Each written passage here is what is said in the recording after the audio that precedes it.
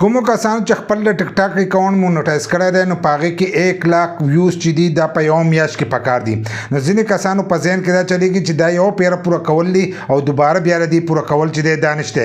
لکه که په 30 ورځو کې دا تاسو پوره کړل نو که دوباره دا بیا کمیږي نو دغه یو پیره پوره کېدی چې دی دا پوره دي. نو دا یو پیره چې دی دا د دې نه دی پوره. زه دې ته لایو پروف چې دی هغه درته زه ښیم. د سیټ ته به تاسو ته زموږ دا اکاونټ چې دی دا به ښکارېږي. دا زموږ یو اکاونټ دی، دا زموږ مونټایز اکاونټ دی.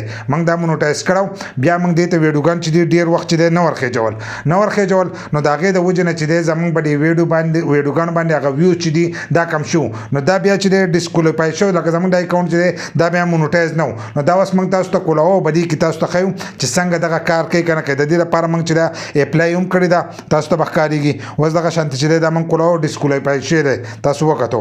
نو دا اوس موږ کولاو، دا به اوس موږ دوباره چې دی دا بیا مونټایز کوو او دوباره به د دې لپاره چې دی ریکویسټ به کوو. خو موږ به د دې دا 1 لاک ویوز چې دی دا په 30 ورځو کې پوره کوو. نو کم کسان چې دا یو پیره پوره کېده دي نو یو پیره د دې پوره کېده نشته. که دلته کې تاسو وګورئ د دې لپاره چې 18 سال عمر پکار دی، 10,000 فالوور پکار دی مونټایزیشن لپاره، او 1 لاک دغه چې دی ویوز پکار دی په 30 ورځو کې. نو په دې کې 4,821 ویوز چې دي دا زمونږ راغلي دي.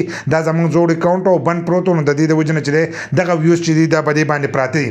نور زمونږ اکاونټ چې دی دا نه دی مونټایز شوی. اوس دا به اوس موږ دوباره مونټایز کوو. خو د دې نه مخکې دا مونټایز و او د دې نه ډالر چې دی دا هم ګټلی کېدلې. اوس چې دی د دې نه ډالر نه ګټلی کېږي. نو کومو کسانو په ذهن کې چې دا چلېږي چې یو پیره پوره کېدلې نو یو پیره پوره کېده نه دي.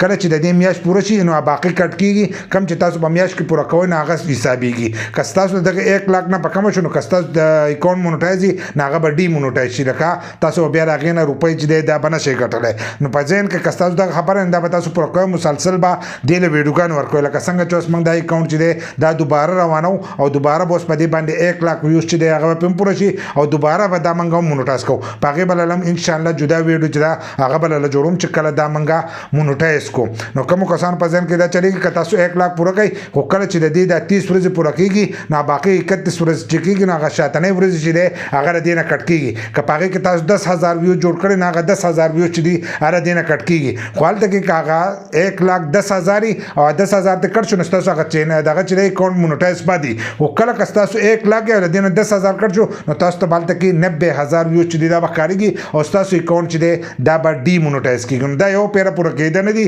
دا به تاسو مسلسل پوره کوئ. مسلسل چې دی تاسو به ویډیوګان ورکوئ نو ستاسو اکاونټ چې دی دا به مونټایز پاتې کېږي. که تاسو مسلسل ویډیوګان نه ورکوئ نو ستاسو ویوز به هم کم راځي او تاسو بیا د دې نه ډالر چې دی دا هم نشئ کوئ.